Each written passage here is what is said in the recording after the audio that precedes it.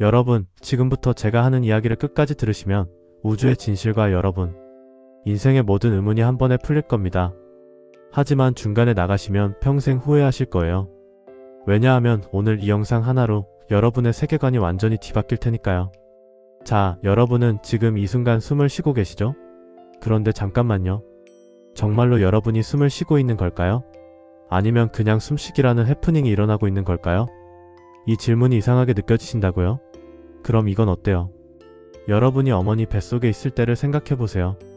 그때 여러분이 의식적으로 나 이제 세포 분열 좀 해볼까? 라고 생각하며 자랐나요? 아니죠. 그냥 자연스럽게 세포 분열이라는 해프닝이 일어났을 뿐이에요. 여러분의 심장도 마찬가지예요. 지금 이 순간에도 여러분이 쿵쿵하며 의식적으로 뛰게 하고 있나요? 만약 그렇다면 잠들 때마다 죽어야겠네요. 하지만 다행히 심장은 여러분의 의지와 상관없이 알아서 뛰고 있어요. 이것도 그냥 해프닝이죠. 자, 그럼 좀 더 큰 그림을 보죠. 나무들이 자라는 것, 태풍이 부는 것, 화산이 폭발하는 것, 이 모든 것들이 누군가의 의도적인 행동일까요? 나무가 오늘은 좀 더 크게 자라볼까? 라고 생각하며 자랄까요? 웃기죠. 그런데 여기서 정말 소름 돋는 사실 하나를 말씀드릴게요. 우리가 지금까지 당연하게 생각해왔던 빅뱅도 사실은 하나의 거대한 해프닝이었어요. 그런데 이 해프닝이 너무나도 완벽하게 계산된 것처럼 우주를 만들어냈다는 거예요. 과학자들이 말하길 빅뱅의 팽창 속도가 조금만 느리거나 빨랐어도 지금 이 우주는 존재하지 않았을 거라고 해요. 이게 우연일까요? 아니면 어떤 절대적인 의도가 있었던 걸까요? 여기서 더 충격적인 건 여러분의 생각마저도 사실은 해프닝일 수 있다는 거예요. 에이, 설마라고 하시겠지만 실제로 과학자 리벳이라는 사람이 실험을 통해 증명했어요. 우리가 의식적으로 생각하기 전에 이미 뇌에서는 그 생각이 준비되어 있다는 거죠. 생각해보세요. 여러분의 뇌도 결국 빅뱅의 부산물 아닌가요? 그 빅뱅이 우주 전체를 창조한 절대적인 의도라면 여러분의 뇌가 그보다 더 위대할 수 있을까요? 마치 부품이 전체 기계보다 더 똑똑하다고 주장하는 것과 같아요. 동물들을 보세요. 누가 성교육을 해줬나요? 하지만 본능적으로 완벽하게 번식 활동을 해요. 이런 걸 보면 정말 신기하지 않나요? 마치 누군가가 미리 모든 걸 프로그래밍해 놓은 것 같잖아요. 그런데 여러분, 더 재미있는 건 이거예요. 태양이 노력하며 빛을 내나요? 지구가 으쌰으쌰하면서 태양 주위를 도나요? 꽃이 스트레스 받으며 오늘도 예쁘게 피어야 해라고 고민하며 자라나요? 아니죠. 모든 게 그냥 자연스럽게 일어나는 해프닝이에요. 철이 자석에게 끌려가는 것도 마찬가지예요. 철이요? 저 자석 매력적인데? 한번 가볼까? 라고 생각하며 끌려가는 게 아니라 그냥 물리법칙에 따라 자연스럽게 일어나는 현상이죠. 그럼 여기서 질문 하나. 여러분이 지금 열심히 살고 있는 이 순간도 정말 여러분의 자발적인 의지일까요? 아니면 이미 계획된 해프닝은 아닐까요? 이 거대한 질서의 원천을 사람들은 다양한 이름으로 불러왔어요. 어떤 사람은 신이라고 하고 어떤 사람은 에너지, 우주적 의식, 절대의식이라고도 해요. 그래서 과학자들은 종교를 비판하고 종교인들은 신사상을 비판하죠. 마치 코끼리를 만지는 장님들 같아요. 다리를 만진 사람은 기둥이야 라고 하고 코를 만진 사람은 뱀이야 라고 하면서 서로 싸우는 거죠. 하지만 결국 다 같은 코끼리를 만지고 있는 거예요. 그런데 여기서 하나 궁금한 게 있어요. 동물과 인간은 왜 뇌를 가지고 있을까요? 뇌 없는 태양도 완벽하게 빛나고 지구도 완벽하게 돌고 있는데 말이죠. 뇌가 없어도 우주는 완벽한 질서를 유지하고 있잖아요. 자, 여기서 재미있는 사실 하나 더. 우리 뇌를 자세히 보면 대뇌와 연수가 있어요. 대뇌는 우리가 의식적으로 생각하는 부분이고 연수는 심장 박동, 호흡, 소화 같은 생명 유지 기능을 담당하는 부분이에요. 병원에서 뇌사 환자라고 하잖아요. 사망 환자가 아니라 뇌사 환자라고 해요. 왜일까요? 대뇌는 죽었지만 연수는 살아있어서 생리학적으로는 살아있는 상태이기 때문이에요. 이렇게 우리 뇌에서도 능동과 수동이 존재해요. 자연을 보세요. 뇌를 가진 동물들은 능동적으로 살아가요. 하지만 뇌가 없는 식물들은 수동적으로 살면서도 자연의 가장 큰 부분을 담당하고 있어요. 더 신기한 건 꽃이 벌과 나비를 이용해서 꽃가루를 퍼뜨리고 동물들이 과일을 먹으면 씨앗이 똥으로 나와서 다른 곳에서 싹을 틔워요. 뇌가 없는 식물이 오히려 뇌가 있는 동물을 부려먹고 있는 거죠. 이걸 보면 지구가 하나의 거대한 뇌 같지 않나요? 동물들은 능동적인 대뇌 역할을, 식물들은 수동적인 연수 역할을 하면서 완벽한 조화를 이루고 있어요. 반대로 우리 뇌는 작은 지구 같고요. 이제 이런 지구들이 모여서 우주를 구성해요. 뇌도 살아있고 지구도 살아있고 우주도 살아있어요.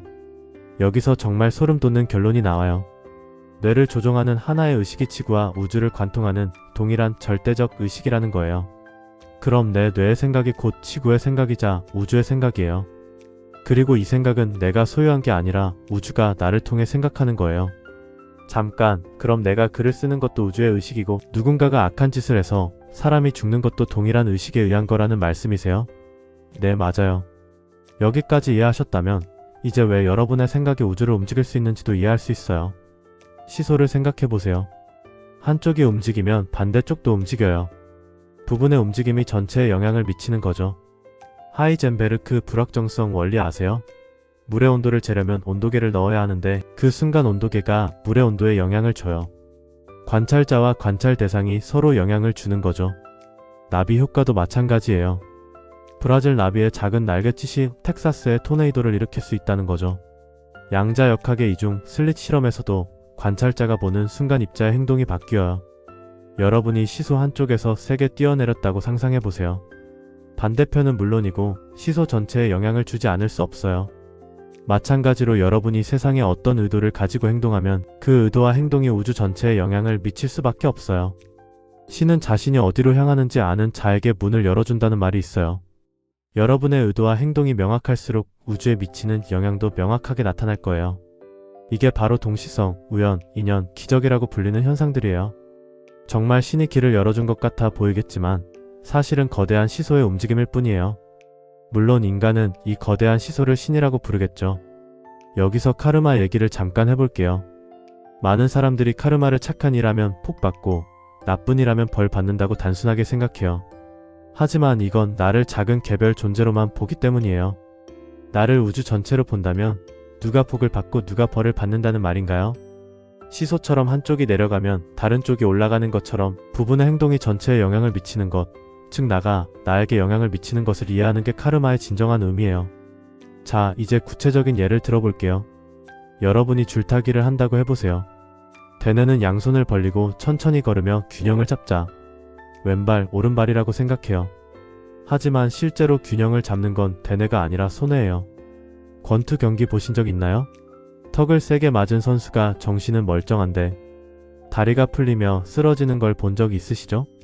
턱 바로 뒤에 있는 손해에 충격이 가서 균형 감각을 잃는 거예요. 대뇌는 멀쩡한데도 말이죠. 균형을 잡고 앞으로 나아가는 행동에는 대뇌와 손해가 동시에 작용해요. 대뇌가 의식적으로 앞으로 가자고 하면 손해는 우리가 인지하지 못하는 사이에 아주 미세한 균형 계산을 완벽하게 해서 걷는 행동을 성공시켜줘요. 시소를 타는 두 아이처럼 서로를 완전히 신뢰하기 때문에 가능한 거죠. 이제 여러분의 인생을 생각해보세요. 여러분을 대뇌로, 우주를 손해로 생각해보세요. 대뇌, 손해가 다른 역할을 하지만 결국 하나의 뇌인 것처럼 여러분과 우주는 다르면서도 하나의 의식에 의해 움직여요.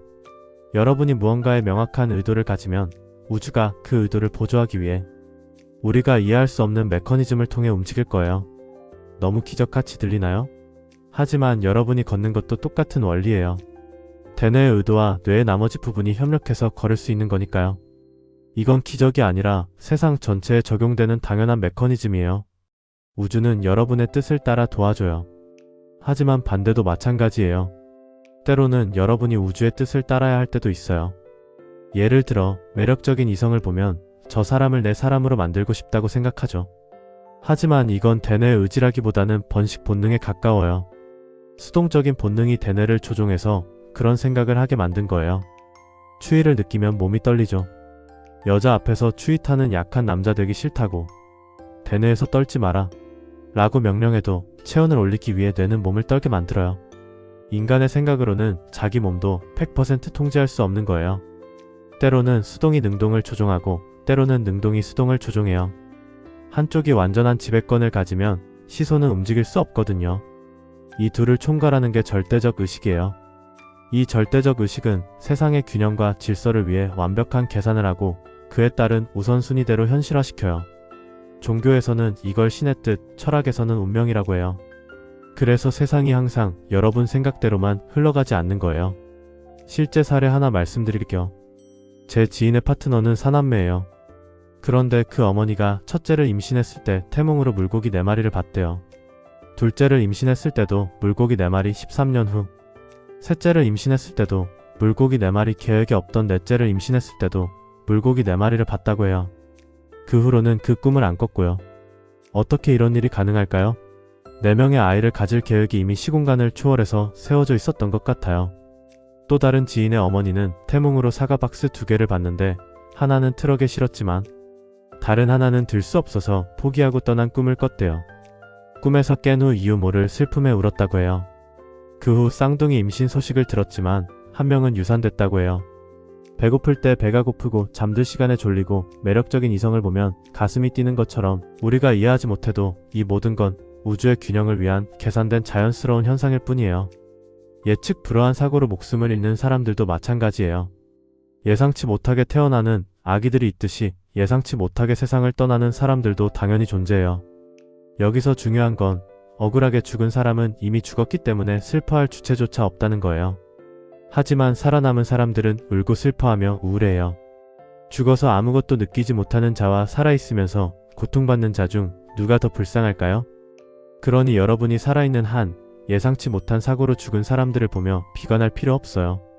한 가지 확실한 건 아무리 많은 사람이 죽어도 여러분은 아직 그 죽음을 경험하지 않았다는 거예요. 여러분도 언젠가 죽을 때가 되면 죽을 거예요. 하지만 지금은 살아있기 위한 우주의 계획 안에서 숨쉬고 살아있어요. 살아있는 자가 죽은 자를 걱정하며 사는 건 자기 업무는 제대로 못하고 다른 부서 일을 걱정하는 것과 같아요. 여러분이 지금 살아있는 이유는 세상이 지금 이 순간 여러분이 살아있길 원하기 때문이에요. 많은 사람들이 묻죠. 모든 게 내가 끌어당긴 일이라면 원치 않는 죽음을 맞은 사람들은 뭐예요? 여기서 반대로 질문해야 해요. 내가가 누구예요? 자신을 작은 인격체로만 한정하니까 세상의 원리가 이해 안 되는 거예요. 자, 이제 진리에 대해 얘기해 볼게요. 사람들은 진리를 찾고 싶어 해요. 그런데 인간의 특성을 먼저 파악해야 해요. 인간은 생각과 마음을 가져요. 이들은 모두 자아의 파생물이에요. 그 자아는 뭔가를 이해하고 기억하고 싶어 해요. 왜 그녀가 그런 행동을 했을까? 이 기계는 어떻게 작동하지? 이 프로그램 원리를 기억해서 써먹어야지. 이해와 기억은 기술적으로 필수적이에요. 하지만 지두 크리슈나무르티는 정신적 측면에서 이런 자아의 특성이 독과 같다고 했어요. 우리는 과거를 기억하고 그 과거를 바탕으로 현재를 경험하고 미래를 예측해요. 새로운 경험도 과거 데이터를 기반으로 하니까 온전히 새로운 경험일 수가 없어요. 남자는 다 똑같아. 이 여자도 다른 여자들과 다를 바 없겠지. 나는 특별할 게 없어. 인간은 새로운 걸 받아들이길 주저해요. 그래서 과거에 갇혀 살게 돼요. 많은 사람들이 기적을 원하는데 기적이 뭔가요?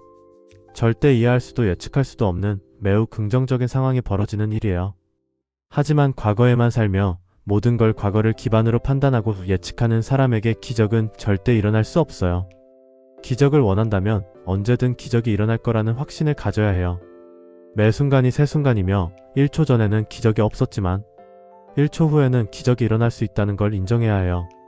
어린아이가 놀이동산 가는 날 설레며 아침을 맞는 것처럼 말이에요. 정신적 측면에서 모든 건 매 순간 새로운 거예요. 인생의 모든 게 변하고 유일하게 변화만은 변하지 않아요. 이런 관점에서는 모든 가르침, 교육, 지식, 기억의 의미가 없어져요. 사회적 측면이 아닌 정신적 측면에서 말이에요. 구름이 왜 저런 모양인지 이해할 필요 없이 지금 이 순간 저 구름이 저 모양이라는 걸 받아들이는 것. 저 사람이 왜 저런 성격으로 저런 행동을 하는지 이해할 필요 없이 그냥 저런 사람이라는 걸 온전히 받아들이는 것. 왜 다른 사람이 나보다 능력이 뛰어난지 이해하려 하며 불평하지 말고 받아들이는 것. 나쁜 짓을 한 사람이 오래 잘 살고 사랑받던 누군가가 병에 걸려 죽는 것. 다른 사람들과 달리 신체 장애를 가지고 태어난 것.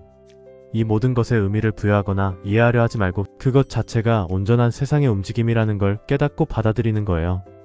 이해하고 기억할 게 아무것도 없다는 걸 아는 것. 그리고 이를 깨닫기 위해 오랜 시간과 노력, 공부가 필수라는 것 또한 집착이자 잘못된 관념이라는 걸 알아주세요. 마지막으로 이 모든 얘기는 우리가 가고 있는 길이 어떤 길인지 지도로만 보여드릴 뿐이에요. 여러분이 직접 경험하고 느끼기 전까지는 아직 집 밖으로 나가지 않은 모험가와 같다는 걸 기억해주세요. 자, 여러분. 오늘 이 영상 하나로 우주의 진실을 모두 알려드렸어요. 댓글로 여러분의 생각을 들려주시고 구독과 좋아요 잊지 마세요. 다음 영상에서 더 재미있는 이야기로 만나 뵙겠습니다.